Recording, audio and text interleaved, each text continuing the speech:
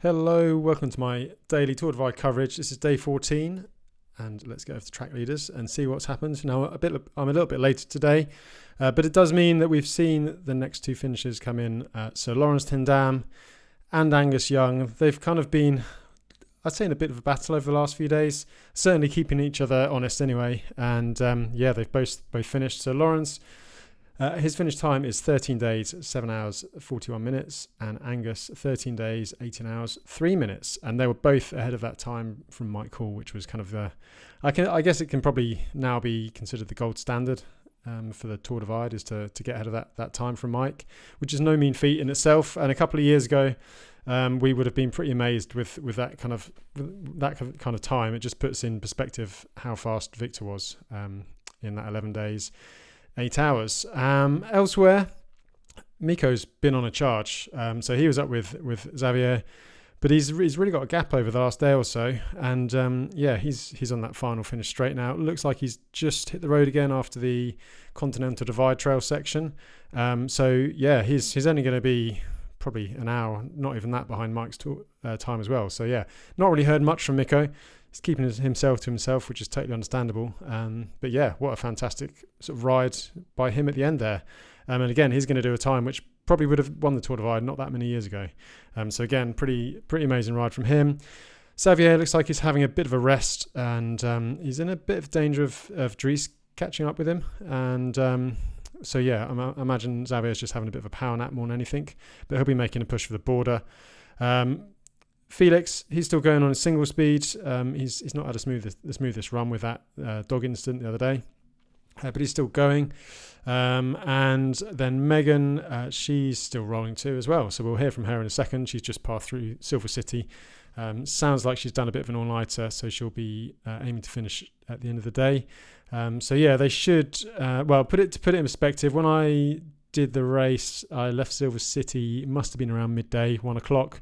And I basically got to the border at midnight. It's probably a couple of hours extra, but we're looking at 5 a.m. So I'd expect all those to get through. And then Yossi as well. Again, we talked about how he's looked like he'd potentially been swapping to night sleeps. He's kind of dropped back a little bit, but he's on that kind of descent down to Silver City. So again, I would expect he'll be finished later today. There's the records as well. So Austin Killips, the women's overall record. Andrew Onomar, the single speed overall record, and that's the classic Chris Plesko record as well. So, yeah, there's some new records coming later today if you're in the US, or tomorrow for the UK. So that's a little update of what's been going on. As always, I need to thank Redshift for their help making this happen. So yeah, check out their website, and I've got that discount code as well. So a big thank you to those guys.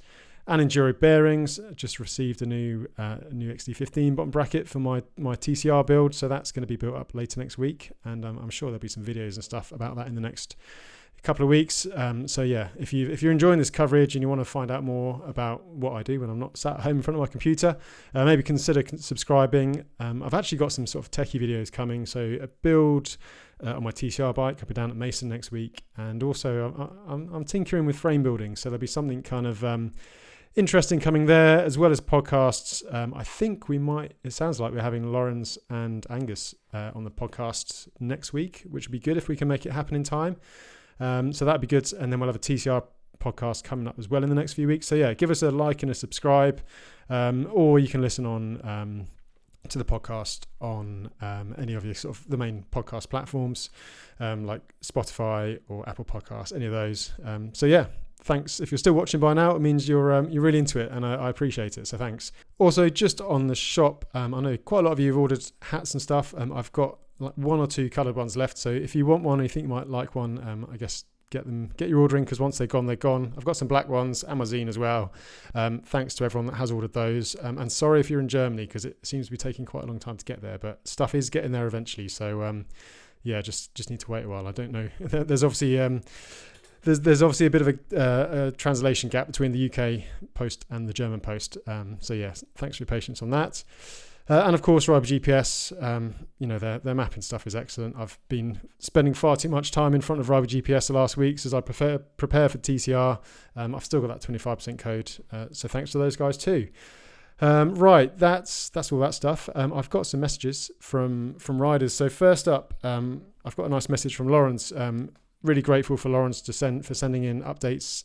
He's doing his own podcast and stuff as well. But yeah, really grateful he took the time to sort of send over some messages for these updates in English as well.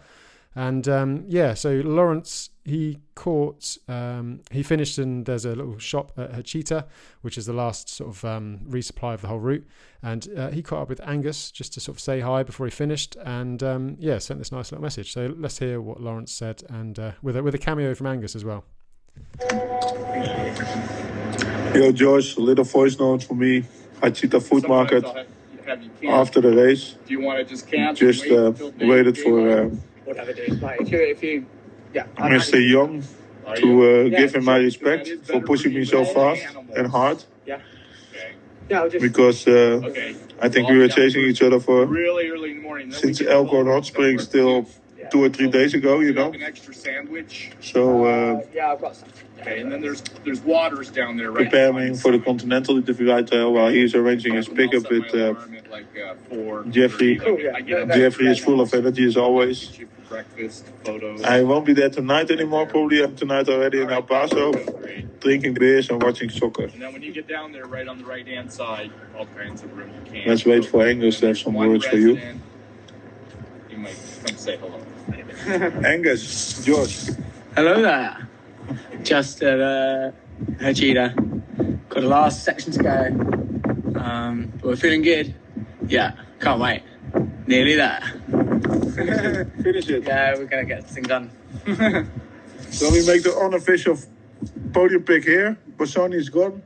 It's gone already? Yeah, he's gone already for 2 days. So anyway, I'll listen to your podcast tomorrow again, buddy. See ya. So yeah, thanks, Lawrence. As I said, really great to hear from you, and yeah, a little bit of an insight into what goes on in a resupply there. So Lawrence mentioned Jeffrey. That's Jeffrey Sharp. He's and a few people have asked in the comments over the past couple of weeks, what happens when you get to the border, and there's nothing there. There's absolutely nothing there. It's just a border post. There's a fence, and there's no resupply. I don't even think they let you go to the toilet now. So yeah, it's kind of if you finish in the middle of the night, then you might be stuck there till dawn. When I finished there, I think I was there and literally no one was there at all, which is kind of fitting for the Divide after spending so much time. It'd feel a bit odd if there was a massive crowd. But Jeffrey, he owns a ranch near Hachita, and he'll pick up Divide riders. So I imagine Angus is probably going to have to wait till the morning, and he'll probably go down and probably pick up Mikko at the same time. And he picks riders up, he takes them back to his ranch, he gives them clothes because obviously you're a dirt bag by that point, gives you food. The pancakes are pretty legendary. And if you've seen any of those kind of like slightly hotchpotch podium photos from the last few years, they're at Jeffrey's ranch. And then he helps you arrange transport onto wherever you need to get to. There's kind of a community around the Divide, as anyone who's probably still watching by now has figured out. So that was Lawrence.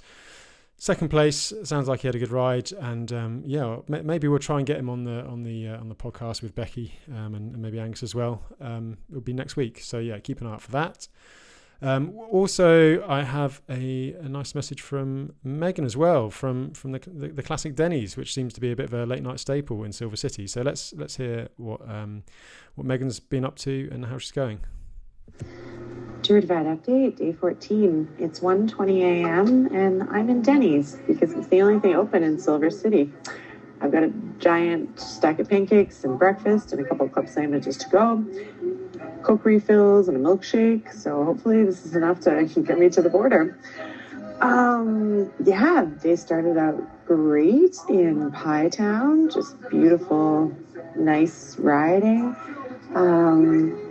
And then the Gila was a lot of up and down, which was to be expected, really beautiful. Pretty lonely day though, didn't see too many people out there. The CDT section coming to Silver City really challenged me. I'm not a great technical rider, and I got to it after dark and just ended up walking most of it because I was pretty shaky and weak on the bike, and there's, cliffs and stuff. So yeah, that took something out of me, but here I am refueling for the final haul. So that was Megan, and sounds like she's pushing on through the night, and she'll be done later today now. So 5 a.m. local time. I think it is about probably 24 hours or so. So by the time we see her tomorrow, she should be just about done.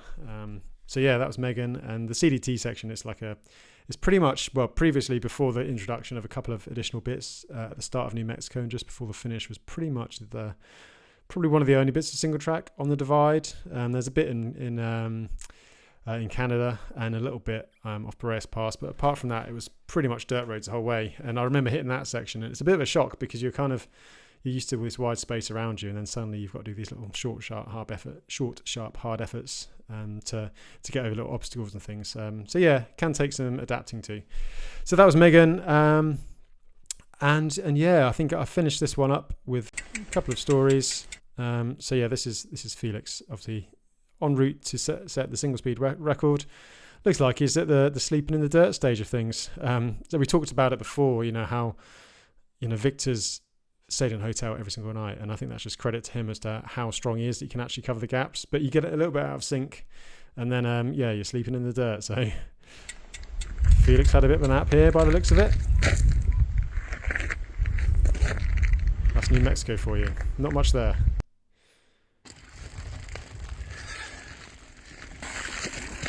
And a bit of hiker bike.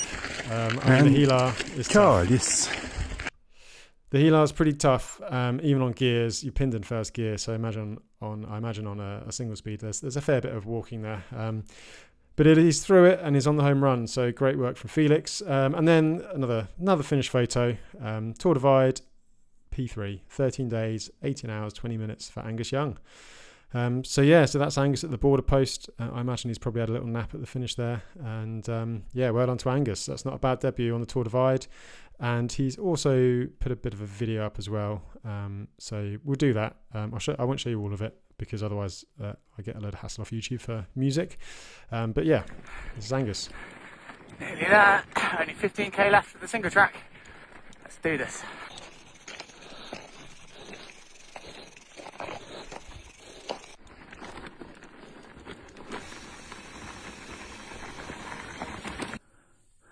And it is puncture time. So we can get this one fixed. Should be okay. Pretty quick though. It's a pretty big gash. So quite a big cut in the end. Ended up having to put 4 plugs in. So I've got 2 plugs here, 2 plugs here. Hopefully that holds. I added some super glue as well for good luck. I also needed to change the valve, but I've only got like 10k left of this single track or double track, and then I'm on the road, so I can always put a tube in if needs be, but hopefully it doesn't come to that. Bye for now.